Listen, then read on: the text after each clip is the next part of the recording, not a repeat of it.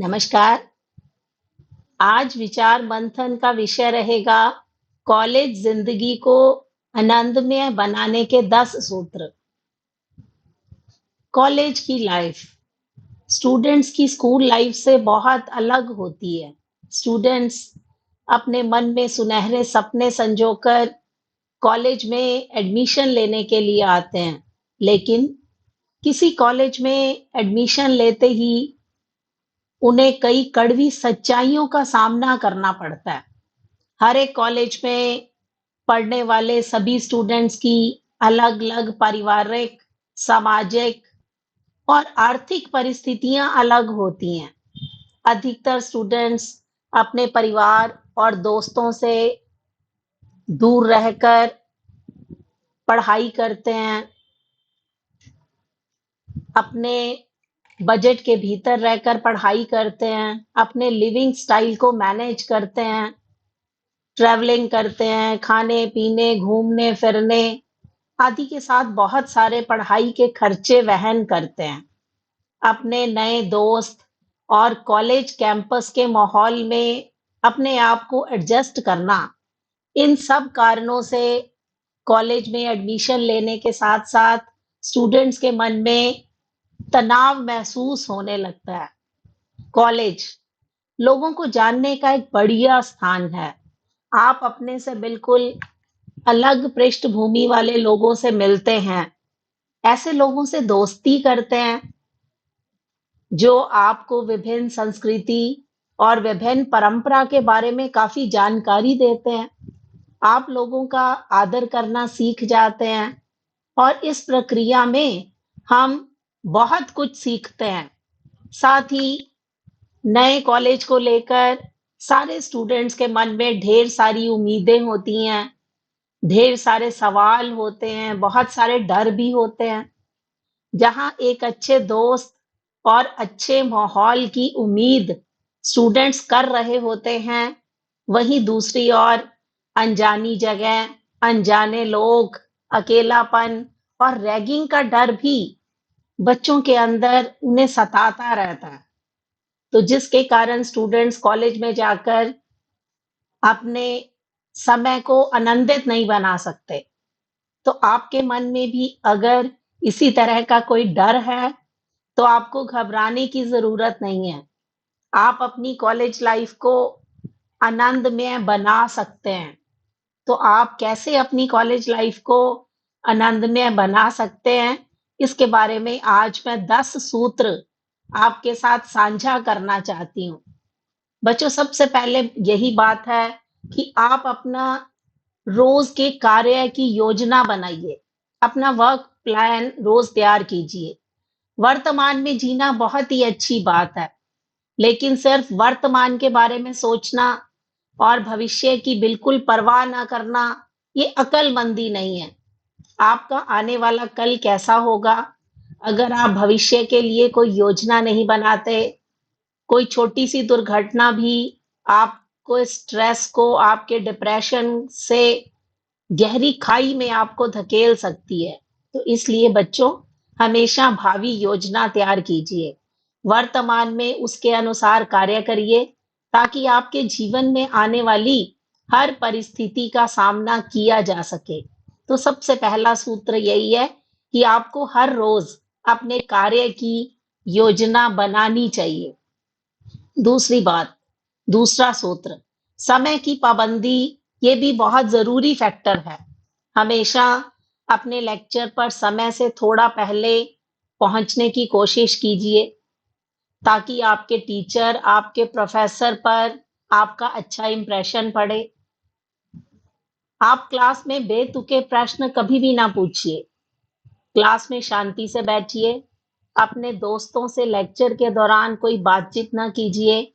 Professor के lecture को बड़े ध्यान से सुनिए और टॉपिक्स के नोट्स बनाने में आपको कोई भी कठिनाई महसूस नहीं होगी। इससे आपको काफ़ी फ़ायदा मिलेगा। अपने फाइनल पेपर के दौरान आपको दोस्तों की मदद लेने की ज़रूरत नहीं पड़ेगी, क्योंकि समय की पाबंदी ये स्टूडेंट्स लाइफ में, कॉलेज लाइफ में एक बहुत अच्छा फैक्टर माना जाता है। तीसरा सूत्र है कभी भी अपना आत्मविश्वास ना खोइए। कॉलेज में पहले दिन से लेकर आखिरी दिन तक आप में आत्मविश्वास रहना बहुत ज़रूरी है।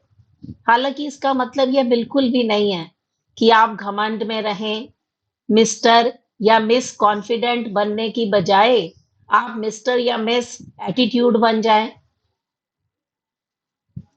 आत्मविश्वास का मतलब क्या है? कि आप सभी काम विश्वास के साथ कर सकें। यदि आपके सीनियर्स आपको कुछ गलत करने के लिए कहें, तो उसे बिना डर मना कर दें। आप नई चुनौतियों का सामना कर पाओगे। आपको अपने कंफर्ट ज़ोन से बाहर निकलकर काम करने का मौका मिलेगा। तीसरा फैक्टर है आत्मविश्वास। चौथा सूत्र है आपका व्यवहार विनम्र होना चाहिए। इस नियम का भी बच्चों पालन कीजिए। इसे अपनी आदत बना लें। जो भी परिस्थिति हो, आप शांत और विनम्र रहें। भविष्य में विनम्र रहने की आदत के कारण आप शांत स्वभाव के मालिक बन जाओगे। तो इस कारण कठिन परिस्थितियों में भी विवेक से निर्णय लेने के काबिल बन सकते हो। और अगली बार से जब भी कोई प्रोफेसर, जब भी कोई दोस्त आपसे कुछ भी कहे, तो आप उनकी बात का हमेशा शांति के साथ जवाब दे सकते हो। चौथा, पांचवा सूत्र है जब आप कॉलेज में जाओ तो आगे बढ़कर अपने दोस्त बनाइए। आपकी ही तरह कॉलेज में सैकड़ों स्टूडेंट्स नए आते हैं, तो ऐसे में क्लास के पहले दिन से सभी से बात करने की कोशिश कीजिए। कोशिश करने पर आपको अपनी विचारधारा से तालमेल खाते स्टूडेंट्स मिल जाएंगे, जो भविष्य में आगे चलकर आपके अच्छे दोस्त भी बन सकते हैं। किसी से बात करने में शर्माएं नहीं। जब तक आप आगे बढ़कर बात नहीं करेंगे, आप सामने वाले को नहीं जान पाओगे। तो इसलिए पहले दिन से ही आप सभी से वार्तालाप कीजिए, बातचीत कीजिए, दोस्त बनाने की कोशिश कीजिए। ये आपकी आदत में शुमार होना चाहिए। जब आप कॉलेज लाइफ में पहुंचते हैं, तो रैगिंग का डर छोड़ दीजिए, क्योंकि इस समय रैगिंग एक दंडनीय अपराध है। इस पर प्रतिबंध लग चुका है। अगर रैगिंग को किसी को प्रताड़ित करने के लिए नहीं, बल्कि परिचय बढ़ाने के लिए किया जाए, तो यह एक अच्छी प्रक्रिया है। लेकिन कई बार ऐसा होता है कि रैगिंग के दौरान हुई दोस्ती आजीवन बनी रहती है। सीनियर्स का जूनियर से डांस करवाना, मिमिक्री करवाना, कुछ मनोरंजक दृश्यों में शामिल करना, इस बात पर रैगिंग में ध्यान दिया जाता है। तो आपके कार्य से किसी के आत्मसम्मान को ठेस ना पहुंचे, किसी भी तरह की शारीरिक क्षति ना हो, तो इस बात का डर अपने दिमाग से निकाल दीजिए। फिर हम कहते हैं कि कॉलेज लाइफ में जाने पर बच्चों को समझदारी से अपने कपड़ों का चुनाव करना चाहिए। कॉलेज का पहला दिन आपके जो आउटफिट्स होते हैं, आपके जो कपड़े होते हैं, वो आपका आईना माने जाते हैं। तो इसलिए अपने आउटफिट्स का खास ख्याल रखिए। कपड़े ऐसे होने चाहिए जो बिना आपके कहे आपके व्यक्तित्व को प्रदर्शित करें, क्योंकि लोग कपड़ों को देखकर आपके स्वभाव का आकलन करते हैं, बात करने की कोशिश करते हैं। साथ ही आपके कपड़े आरामदायक भी होने चाहिए। अपने क्योंकि आप इस तरह के कपड़े मत पहनिए जिससे आपकी दूसरों की नजरों में खटकने शुरू हो जाएं। जो आपको कपड़े अच्छे लगे, जो समाज में जिन कपड़ों को पहनने के बाद हमें प्रतिष्ठा मिले, तो इस तरह की आउटफिट्स का चुनाव बच्चों को करना चाहिए। उसके बाद आता है कैंपस को समय देना चाहिए। कॉलेज का असली मजा कैंपस की मौज मस्ती में होता है। आप कैंपस को जानने की कोशिश कीजिए। सभी कॉलेज के अंदर कुछ पॉइंट्स ज़रूर होते हैं, जहां हम अपने दोस्तों के साथ गप्पे मार सकते हैं, जहां उन्हें अच्छी तरह से जान पहचान कर सकते हैं। उन्हीं पॉइंट्स पर जाकर हम अपने नए-नए दोस्त बना सकते हैं। और कैंपस की अच्छा ज्ञान हमें दोस्तों के सर्कल में जाने में भी हमें सहायता करता है। हमारे स्वभाव को भी कूल बना देता है, शांत बना देता है। तो हमेशा कॉलेज में पढ़ने वाले विद्यार्थियों को अपनी भाषा और अपने व्यवहार का भी ख्याल रखना चाहिए, क्योंकि बातचीत करते समय हमें अपनी भाषा का खास ख्याल रखना चाहिए। ऐसी बातें ना करें कि किसी की भावनाओं को ठेस पहुंचे। ऐसी बातों से बच्चों बचने की कोशिश कीजिए जो किसी धर्म, वर्ग और राज्य के खिलाफ हों। ऐसे शब्दों के प्रयोग से हमेशा बचिए जिनके अर्थ को तोड़ा मरोड़ा जा सके, क्योंकि हम वहाँ कॉलेज में किसी से झगड़ा करने के लिए नहीं गए। लेकिन हम अगर झगड़ा करते हैं तो हमारा जीवन भी अशांत हो जाता है। तो आप अपनी भाषा और अपने व्यवहार का विशेष रूप से ख्याल रखिए। उसके बाद है लोगों के साथ सामंजस्य बिठाना। ये 10वां सूत्र है, क्योंकि कॉलेज में ज्यादातर लोग वेशभूषा, भाषा, संस्कृति आदि में आपसे बिल्कुल अलग हो सकते हैं, लेकिन पूरे सत्र में आपको उन्हीं के साथ पढ़ाई करनी है। इसलिए आप उनसे तालमेल बिठाने की कोशिश कीजिए। आप ये सोचिए कि मेरी ही तरह ये भी फ्रेशर्स हैं, ये भी परेशान हैं।